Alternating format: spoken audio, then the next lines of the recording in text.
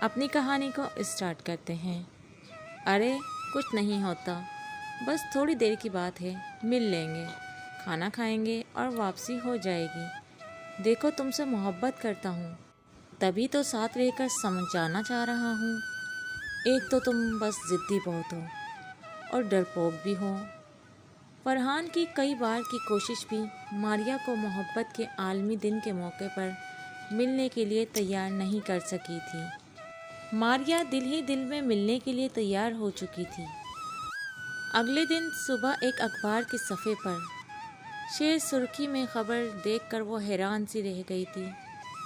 Social media پر رابطے کے بعد ایک نوجوان لڑکی دوست سے ملنے گئی تو عزت بچانے کی خاطر تیسری منزل سے چھلانگ لگا کر خودکشی کر لی۔ ماریہ اخبار کو رکھ کر یونیورسٹی کی طرف چل دی۔ آج اسے کچھ سمجھ آنے لگی تھی کہ وہ کیا کر رہی تھی۔ یونیورسٹی میں نوجوان 18-19 سالہ جوڑے کے نکاح کی خبر اسے جب معلوم ہوئی تو وہ مزید اندر سے ٹوٹ چکی تھی۔ یونیورسٹی بس کے آنے میں کچھ دیر بعد کی تھی۔ آج وہ بڑا فیصلہ کر چکی تھی کہ اب وہ مزید کوئی نادانی کا مظاہرہ نہیں کرے گی۔ سنو فرحان، جب تم خاندان سے باہر شادی نہیں کر سکتے، شادی کے لیے رشتہ نہیں بھیج سکتے، تو محض دوستی کی وجہ سے ملوں اور بدنامی مول لوں؟